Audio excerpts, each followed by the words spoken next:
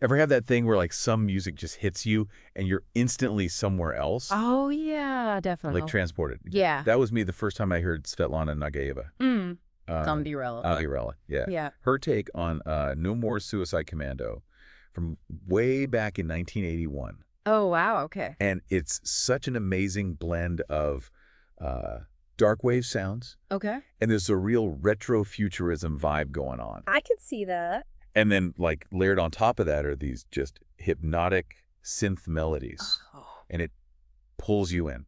I bet. It's so cool. Yeah, so I think what's fascinating for you as a listener is how, like, a song that has its own distinct character Right. can be completely reimagined by someone else and Right. still hold on to something essential from the original. Yeah. And we've been looking closely at this review by TATANKA, Okay. and it really breaks down why ząbirella's version is so captivating. Interesting. So for you listening in this deep dive, we're going to explore together what makes this reimagining of a cult classic so compelling, I'm excited. drawing directly from the insights in this review. Okay, so let's dive into the music first. Okay. How does ząbírella approach the sound of this track? Well, the reviewer points out that ząbirella's version definitely respects that stark, almost mechanical heartbeat of the No More original. Okay.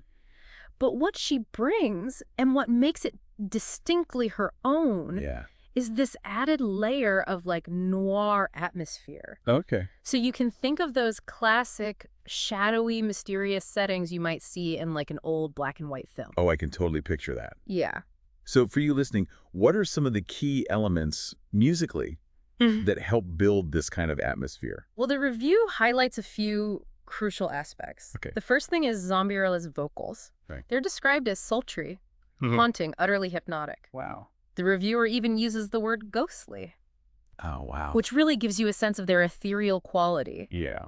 Now, this could be due to the way her voice is layered in the mix, Yeah. or the specific vocal register she uses, Right. which often creates that dreamlike effect we associate with dream pop. Yeah. But here, it's with a distinctly darker edge. Interesting. And then you have the synthesizers. Right. And they're minimalist, for sure, retaining that cold industrial feel of the original. Okay. But they also create this immersive, almost dreamlike soundscape Wow. around the vocals. Really? It's a really interesting contrast, that coldness creating a kind of detached dream. A cold dream. Yeah. I like that. Yeah. So for you, the listener, what about the rhythm? Sometimes these darker kinds of tracks Yeah. can feel a bit static. Yeah. But the review mentioned something different happening here. Exactly. So despite that underlying brooding mood, the track has this steady driving rhythm that the reviewer describes as infectious. Oh, wow. It's apparently the kind of beat that would be perfect for underground club nights or late-night drives through neon-lit cityscapes. That really gives you a feel for its forward momentum and energy, It does. even within that darker context. Yeah, it makes you think about how even in really dark music, Yeah. there's often this compelling rhythmic pulse that just draws you in. Yeah, It's almost primal, isn't it? it is. And the review also mentions a few other artists as a way to give listeners a sonic reference point. Yeah. Who are they? For you, the listener, they mention Lebanon Hanover, Okay. Boy Harsher, Okay. and Molly Nilsson. Okay. So if you're familiar with any of those artists, Right. and for context, Lebanon Hanover are known for their stark, melancholic post-punk sound. Okay. You'll have a good sense of the kind of brooding yet seductive stripped-down sound that ząbírella is channeling here. Gotcha. And it's helpful to kind of orient yourself if you haven't heard the original No More track. Right. That's a really helpful way to understand that sonic landscape. Yeah. Yeah. Let's move on to the lyrics now. Okay. The review talks about them being cold, Yeah. detached and unsettling, which definitely fits that noir atmosphere we were talking about earlier. Yes, the original lyrics already had this sense of isolation control and a certain inner turmoil. Yeah. And what's fascinating for you to consider is how ząbírella amplifies these emotions through her vocal delivery. Oh, interesting. The reviewer notes her whispery, detached style, which paradoxically makes the song feel both incredibly intimate, like she's confiding directly in you, Right. and yet also very distant, like she's observing from afar. Wow. It's that tension that really makes it compelling. It's so interesting, that duality. Yeah. The review specifically mentions the recurring line, "Suicide Commando, give me your hand." Right. What's the take on that in this version for the listener? According to the review, that line becomes even more hypnotic in 𝗧𝗕𝗓𝗧's rendition. Okay. And it really draws you, the listener, into this, like, mesmerizing, melancholic trance. Wow. The repetition of the phrase combined with that detached and almost whispered delivery creates this really spellbinding effect. Interesting. And the review also touches on how she adapted the lyrics. Yes. So it's not a straight cover. Precisely. The reviewer points out that while 𝗧𝗕𝗓 focuses your attention on that central chorus, they also include a snippet of the original lyrics to give you context. Okay. So we hear lines like, "She was my dark-haired Lydia of my suburban German dreams." Okay. And then this somewhat jarring shift to King Kong was a murderer, but it was me. Wow. And it really highlights how 𝗧𝗕𝗓 has streamlined the lyrical focus in her adaptation. Okay. Really emphasizing that core plea in the chorus. Interesting for you to hear how she takes these seemingly disparate images and emotions from the original and boils them down to that single hypnotic request in her version. Yeah. Now, the review also really emphasizes the importance of the music video. Right. It's not just an add-on, is it? Not at all. The reviewer stresses that 𝗧𝗕𝗓's visual aesthetic, which she co-directs with Alexander Morales, is absolutely crucial to the overall experience of Suicide Commando for you, the viewer. Wow. It's described as a masterpiece of retro horror, sci-fi noir, and hypnotic surrealism. Wow, that's quite a combination. It is. So it sounds like a real visual experience. Yeah. Or maybe like a visual journey Yeah. into something fascinatingly dark. Totally. So what are some of the specific visual elements that really stood out to the reviewer? Well, several things. Yeah. First, the vintage VHS-style aesthetics. Okay. So we're talking grainy textures, glitch effects, those slightly washed-out colors. Yeah. This immediately creates that nostalgic, almost dreamlike atmosphere that really ties into the retro aspect of the sound. Okay. And then there's the Lynchian cinematography. Oh, wow. The reviewer explicitly compares it to like a lost scene from a David Lynch or Nicholas Winding Refn film. Okay. Emphasizing the eerily slow pace, the sense of underlying mystery, and the overall hypnotic quality of the visuals. That immediately paints a very specific picture. It does. Like, you know you're in for something a little unsettling and deeply atmospheric. Exactly. Wow. And adding another layer to this visual tapestry are the giallo-inspired horror vibes. Okay. This comes through in the dramatic use of lighting. Those slow-motion shots that can feel both elegant and strangely menacing. Yeah. And the presence of what's described as a haunting femme fatale. Wow. The reviewer notes that this creates a video that is as unsettling as it is beautiful for you, the viewer. So it's this constant push and pull between beauty and a sense of unease. Yeah. It sounds incredibly compelling. It is. What's the final takeaway on the video from the review? The reviewer sums it up perfectly, calling it a cinematic hallucination. Wow. That really stays with you long after you've watched it. I can only imagine. Yeah. It's clear that the visuals are just as important as the music in creating the overall impact of 𝗧𝗕𝗓's Suicide Commando for you.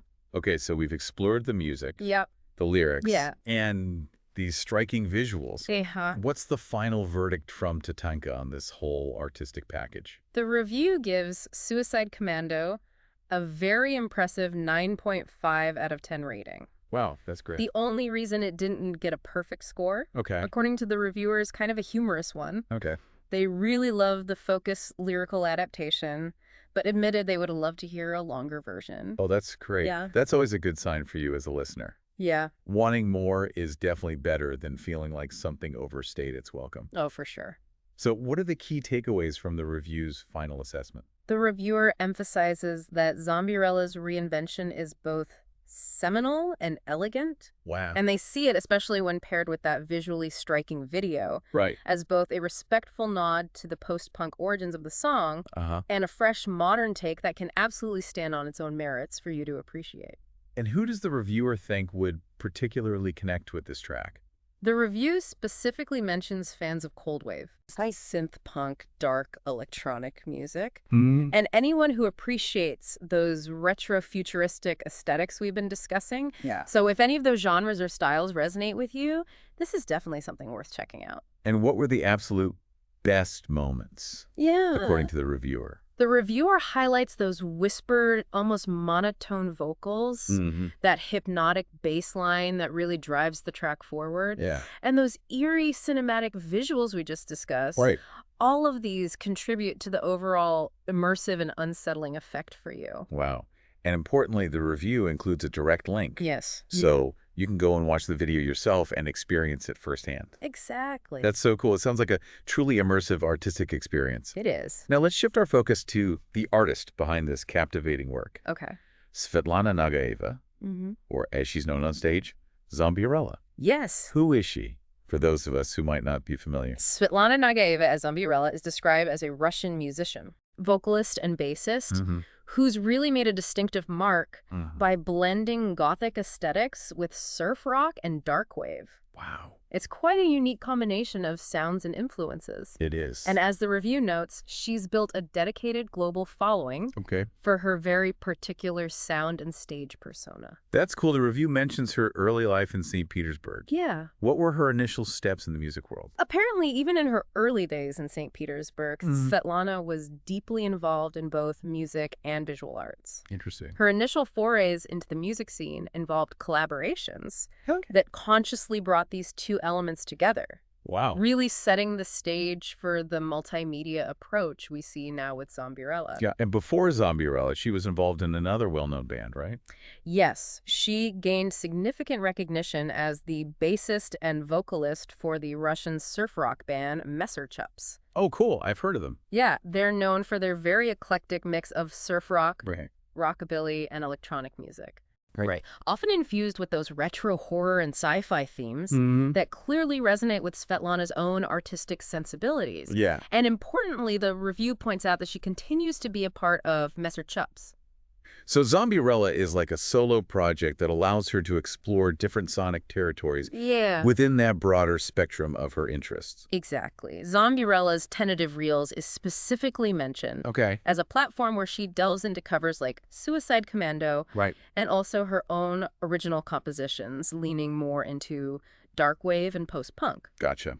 It's a space for her to experiment within a particular mood and style. And the review also notes her collaboration with the French label 𝗧𝗔𝗧𝗓𝗏 Records, which likely helped broaden her reach to audiences. For sure. And what has she been up to more recently? The review touches on some of her current endeavors in 2025. Yes. As of this year, 2025, Svetlana is still actively pushing creative boundaries. The review highlights her upcoming U.S. tour in May 2025 with Electric Six. Oh, wow. Which is a significant step in connecting with a wider audience like yourself. Yeah, and in a fascinating blend of her artistic interests, she's also venturing into mobile game app development. Right. Looking at ways to integrate music with interactive media for a new kind of experience. Yeah, it's really cool. That's a really interesting cross-disciplinary move. It is. It speaks to a broader creative vision beyond just the music itself. Yeah. The review also provides a whole list of her online presence. So for you, the listener, wanting to dive deeper, where can you find her? The review conveniently lists a number of her online platforms. Perfect. You can find her music on Spotify and Bandcamp. If you search for 𝗧𝗓𝗓𝗏𝗏, she also has a YouTube channel under 𝗧𝗓𝗓𝗏, where you can watch her music videos like the one for 𝗬𝗧𝗔𝗓𝗪𝗏. Perfect. She has several Facebook pages. 𝗧𝗓𝗓𝗏 Entertainment, Svetlana 𝗧𝗓𝗓𝗏 Nagaeva, and simply the 𝗧𝗓𝗓𝗏. Gotcha. Her Instagram handle is @the_𝗧𝗓𝗓𝗏. Perfect. You can also find her on Last.fm. Okay. And even IMDb. Wow. Which might give you another perspective on her visual work. Cool. The review really provides a comprehensive list for you if you want to explore her work further. That's incredibly helpful for our listeners. Yeah. It sounds like Svetlana Nagaeva Yeah. as 𝗧𝗓𝗓𝗏𝗏 is a truly multifaceted artist with a clear vision and a dedication to exploring the darker, more atmospheric corners of music and visual art. Absolutely. Wow. The review really paints a picture of an artist who is constantly evolving and finding new ways to express her unique perspective for audiences like you. So as we bring this deep dive to a close, let's just quickly revisit those core elements of 𝗧𝗓𝗓𝗏𝗏's Suicide Commando that we've explored together. We've looked at how she's reimagined the music with that distinctive dark wave twist, the cold and unsettling lyrical themes. And that incredibly important Lynchian visual world she's created. Right, and it all comes together to form a really cohesive and compelling artistic statement. Absolutely. And on that note, here's a final thought for you. Okay. Considering Zombierella's fascinating blend of retro and futuristic elements in Suicide Commando, what does her work suggest to you about our ongoing fascination with the aesthetics and anxieties of the past? Oh, that's a good question. And how we might be projecting them into the future. Yeah. Perhaps it would be interesting for you to not only explore her other work, but also revisit the original track by No More to hear the conversation between these two distinct artistic visions across time. That's a great idea. Thanks for taking this deep dive with us. Of course, this was fun.